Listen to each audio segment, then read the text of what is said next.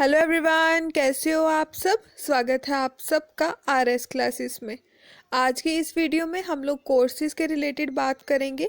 जो भी student central university में जाता है, स्टार्टिंग के कुछ डेज में उनको जो पूरा एक प्रोसीजर होता है उसी को समझने में टाइम लग जाता है, क्योंकि कोर्सेज के कुछ उन्होंने नाम रखे होते हैं। सबसे पहले समझ ही नहीं आता कि ये किस हिसाब से है। कहीं पे भी आप नई जगह पे जाते हो, थोड़ी कन्फ्यूज़न रहती है। स्टार्टिंग के दिनों पे नहीं पता चलता कुछ चीज़ों का। तो जो चीज़ें मुझे पता है तो मैं चाहती हूँ वो चीज़ें मैं आपको बता दूँ, ताकि एटलीस्ट आप मेंटली थोड़ा सा प्रिपेयर होके जाएं। तो सबसे पहले तो कॉन्ग्रेचुलेशन जिनकी एडमिशन हो चुकी है, क्योंकि काफ़ी सारी यूनिवर्सिटी का एडमिशन प्रोसीजर ख़त्म हो गया और आपकी जल्द ही ऑनलाइन क्लासेस भी स्टार्ट हो जाएंगी। तो सबसे पहले आपको पता होना चाहिए कि आपके कौन कौन से कोर्सेज होते हैं। आपने अलग अलग सब्जेक्ट्स में एडमिशन्स ली होंगी। किसी ने साइकोलॉजी में ली होगी, किसी ने इंग्लिश में ली होगी। इस तरीके से अलग अलग अपने सब्जेक्ट में एडमिशन ली होगी, अलग अलग डिपार्टमेंट में एडमिशन ली होगी। तो आपके सब्जेक्ट भी अलग अलग होंगे।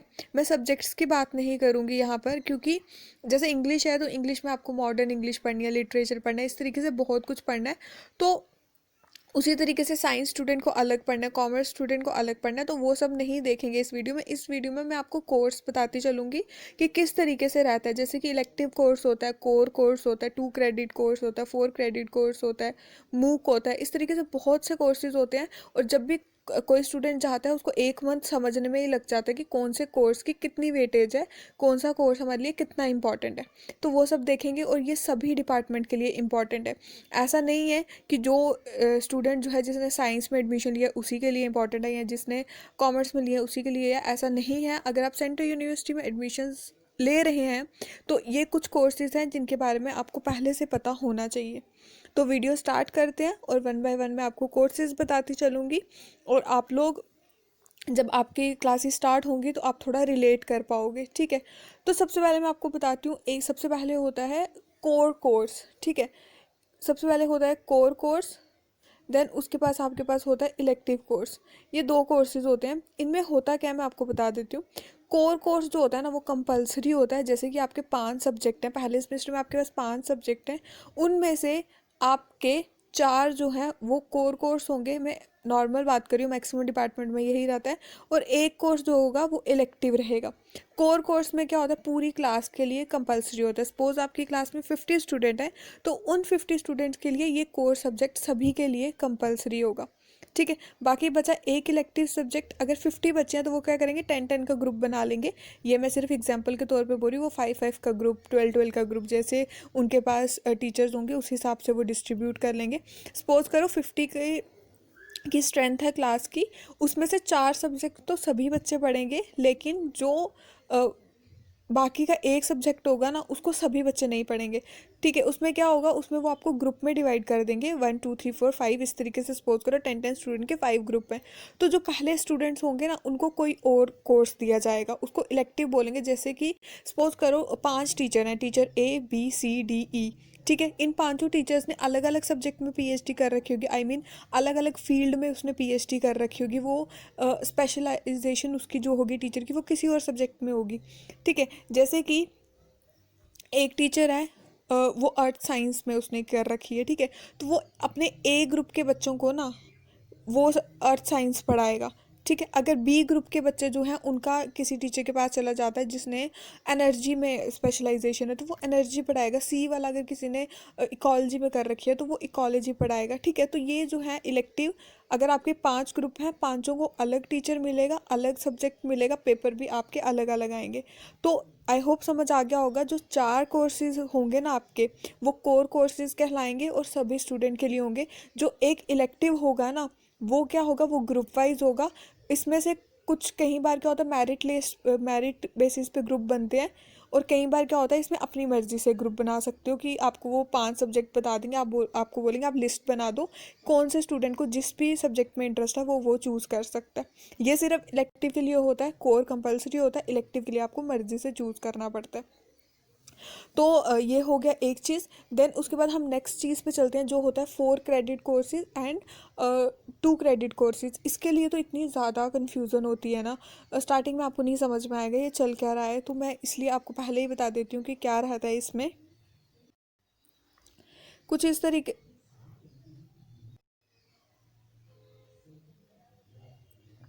कुछ इस तरीके से रहता है कि 4 क्रेडिट कोर्स होता है और देन एक होता है 2 क्रेडिट कोर्स। इसमें क्या होता है मैं बता देती हूँ।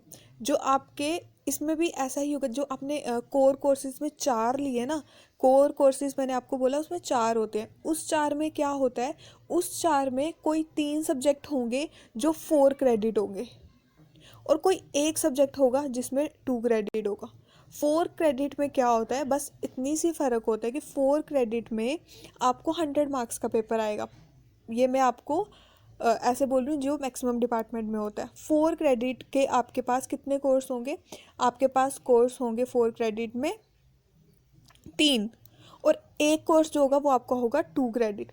2 क्रेडिट में क्या होता है, 2 क्रेडिट में अगर 4 क्रेडिट का पेपर जो है वो 100 नंबर का आता है, तो 2 क्रेडिट का पेपर आपका कितने का आएगा, 50 का आएगा, मतलब मार्क्स इसके हाफ हो जाएंगे। ठीक है। तो मुझे पता है ये कंफ्यूजिंग है, इसको बहुत ज़्यादा कम से कम एक वीक लग जाता है कि, क्योंकि टीचर्स क्या करते हैं, इजीली नहीं बताते कि क्या है, वो बस बोलते हैं कि हमारा 4 क्रेडिट का कोर्स है, कोई टीचर बोलता है मेरा 2 क्रेडिट का कोर्स है, वो इस तरीके से बोलते हैं। बट जो स्टूडेंट होता है, जो पहली बार ये वर्ड सुन रहा होता है, उसको नहीं समझ में आता है, तो इसलिए मैं पहले से आपको बता रही हूँ। तो 4 क्रेडिट में बस ये होता है कि 4 क्रेडिट का कोर्स जो होगा ना वो आपका 100 मार्क्स का पेपर होगा, और जो 2 क्रेडिट कोर्स होंगे ना वो आपका 50 मार्क्स का पेपर होगा। तो जो 2 क्रेडिट कोर्स होता है वो हाफ मार्क्स का पेपर रहता है बाकी कोर्सेज के हिसाब से। अब मैं आपको लेट करके बताती हूँ कि किस तरीके से, अगर 5 सब्जेक्ट हैं आपके पहले सेमेस्टर में, 5 सब्जेक्ट हैं, तो किस तरीके से उसमें 4 क्रेडिट होता है और किस तरीके से उसमें कोर्स सब्जेक्ट वगैरह होता है, वो सब मैं आपको अभी बताती हूँ लेट करके एक एग्जाम्पल लेके। तो मैं यहाँ पर लेट करती हूँ 5 कोर्सेज, लाइक 1 2 3 4 5। आपके 5 कोर्सेज हैं, जिसमें से ये जो फिफ्थ वाला है इसको मैं पहले ही लिख देती हूँ कि ये क्या है, इलेक्टिव कोर्स है, जो एक क्लास में ग्रुप्स बना के डिवाइड किया जाता है। बाकी के जो 4 हैं उसको हम बोलेंगे कोर कोर्स। ठीक है। अब कोर कोर्स में भी क्या होता है कि 3 जो सब्जेक्ट्स होते हैं ना वो हमारे 4 क्रेडिट होते हैं। तो ये 3 सब्जेक्ट्स मैं मानती हूँ कि ये कितने हो गए हमारे, 4 क्रेडिट के हो गए। 4 क्रेडिट मीन्स इन तीनों का पेपर 100 मार्क्स का आएगा, और एक सब्जेक्ट जो हमारा रह गया ये हमारा होगा 2 क्रेडिट। अब 2 क्रेडिट में क्या होता है, पेपर कितने मार्क्स का आएगा, 50। और इसमें क्या होगा, जो पहले के 3 है ना, जो 4 क्रेडिट के कोर्स हैं उसमें आपको यूनिट्स होंगे 5 5, लेकिन जो 2 क्रेडिट का कोर्स है उसमें यूनिट होते हैं 3। इसका सिलेबस भी कम होता है और इसमें क्या होता है, मार्क्स भी, जो क्वेश्चन आता है वो भी कम मार्क्स का आता है। अब इसमें जो आपका इलेक्टिव वाला होता है ना वो भी 4 क्रेडिट का रहता है, मतलब इलेक्टिव का जो आपका पेपर होगा वो भी 100 मार्क्स का होगा।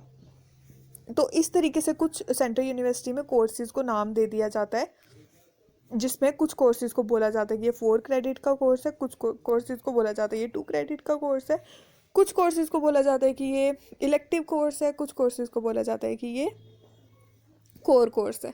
इस तरीके से रहता है। आई होप आपको समझ आ गया हो। मोस्टली यही होता है कि पहले सेमेस्टर में 5 सब्जेक्ट रहते हैं और वो 5 सब्जेक्ट जो है किस तरीके से डिवाइड होते हैं डिफरेंट कोर्सेज में, वो मैंने आपको बता दिया। बाकी अब आपके सब्जेक्ट पे डिपेंड करता है, आपके डिपार्टमेंट में डिपेंड करता है। अगर आप मैथ्स के हो तो आपका पहले सब्जेक्ट का नाम कुछ और होगा, दूसरे का कुछ और, तीसरे का कुछ और, इस तरीके से। अगर आप साइंस के हो आपको 5 सब्जेक्ट होंगे, अलग अलग नाम अलग अलग होगा, बाकी तरीका यही रहेगा। अगर 4 क्रेडिट है तो 100 मार्क्स का, 2 क्रेडिट है तो 50 मार्क्स का, इलेक्टिव है तो आपकी ग्रुप में अलग अलग, मतलब खुद से आपको चूज़ करना होगा सब्जेक्ट। तो सब्जेक्ट के नाम अलग होंगे, बाकी कोर्सेज के नाम यही रहते हैं। तो आप किसी डिपार्टमेंट से भी हों, ये वर्ड्स आपको स्टार्टिंग के दिनों में सुनने ही पड़ेंगे। बाद में आप हैबिचुअल हो जाओगे, आपको लग जाएगा पता कि ये कोर्सेज किस हिसाब से होते हैं। बट स्टार्टिंग में जो पहली पहली बार बच्चा जाता है उसको बहुत कन्फ्यूज़न होती है, इसीलिए मैंने ये आज की वीडियो बनाई है। अब पहले से थोड़ा सा मेंटली प्रिपेयर रहें। तो ये हो गया जो मेन चीज़ थी, जो इम्पॉर्टेंट थी। अब इसके बाद एक और टाइप के कोर्स होते हैं, तो मैं वो भी बता देती हूँ आपको। अगला जो हमारा कोर्स रहता है वो होता है मूक। मूक में क्या होता है, ये आपका ऑनलाइन कोर्स होता है। इसमें आपको क्या करना होता है, ऑनलाइन इनरोल करवाना होता है। जिस सब्जेक्ट के लिए आप इनरोल करवाओगे वही आपको पढ़ाएंगे। मतलब इसका आपको टीचर्स बस बोल देंगे कि आपको हर सेमेस्टर में एक मूक कोर्स लेना है। ये हर डिपार्टमेंट में कंपलसरी नहीं होता, कुछ डिपार्टमेंट वालों ने इसको कंपलसरी किया होता है, ठीक है, और कुछ कुछ डिपार्टमेंट में नहीं भी होता है। तो अगर आपको मूक कोर्स लेना होगा तो आपके यूनिवर्सिटी वाले आपको, आपके डिपार्टमेंट वाले आपको बता देंगे कि आपको क्या करना है, हर सेमेस्टर में एक मूक कोर्स लेना है। तो मूक कोर्स के लिए आपको क्या करना है, स्वयं की साइट होती है वहाँ पर जाना है, वो आपके यूनिवर्सिटी वाले भी बता देंगे। उस साइट पर जाना है और वहाँ पर बहुत से सब्जेक्ट होते हैं। अगर आप मैथ्स के हो, मैथ्स के सब्जेक्ट उसमें मिलेंगे। अगर आप ज्योग्राफी के हो, आपको ज्योग्राफी के मिलेंगे। अगर आप बीएड के हो, बीएड के सब्जेक्ट मिलेंगे। तो वहाँ पर बहुत से सब्जेक्ट्स आपको मिल जाएंगे। आपको अपने इंटरेस्ट के हिसाब से और अपने कोर्स के हिसाब से कोई भी एक सब्जेक्ट ले लेना। हर सेमेस्टर में एक सब्जेक्ट लेना होता है। तो आपने जैसे ही एक सब्जेक्ट ले लिया, उसको आप पढ़ोगे, वो खुद ही आपको पढ़ाएंगे। 12 वीक का भी आपको कोर्स होता है, उसमें 15 वीक का भी आपको कोर्स होता है। आपको कोई भी एक कोर्स ले लेना है। फिर उसका ऑनलाइन एग्ज़ाम भी होता है जिसमें प्रॉपर आपके सेंटर्स बनते हैं। आपको एडमिट कार्ड दिया जाता है, फिर आपको वहाँ पर जाके एग्ज़ाम देना होता है। अगर आप पास हो जाते हो उसमें तो आपको वो सर्टिफिकेट देते हैं, जो आपको अपनी यूनिवर्सिटी वालों को दिखाना होता है। कुछ यूनिवर्सिटीज़ में इस तरीके से होता है कि आपको 4 सेमेस्टर में 4 आपको मूक के सर्टिफिकेट्स लेने हैं, तभी आपको वो डिग्री देंगे। इस तरीके से अलग यूनिवर्सिटी का अलग क्राइटेरिया रहता है। तो एक मूक कोर्स है जो कोर कोर्स और इलेक्टिव के अलावा जो तीसरी चीज़ आती है वो मूक कोर्स आती है।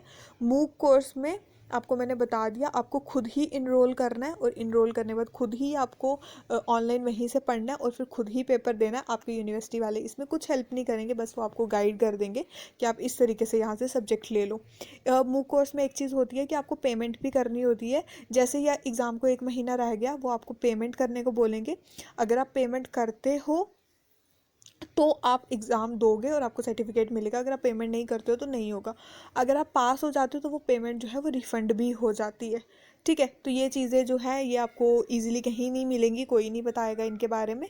तो मैं आपको पहले से ही बता रही हूँ कि इसी चीज़ का सब कुछ रहता है। अगर आपको इन फ्यूचर, जब आप, अभी तो आपकी स्टार्टिंग है, अभी तो मैं सिर्फ एक आपको थोड़ा प्रिपेयर कर रही हूँ।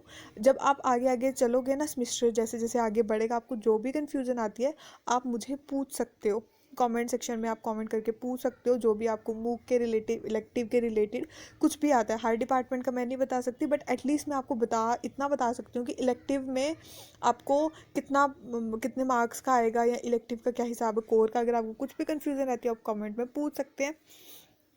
तो एक ये जो मूक का था, इसमें मैंने आपको बता दिया, आपको सर्टिफिकेट वगैरह मिलेंगे।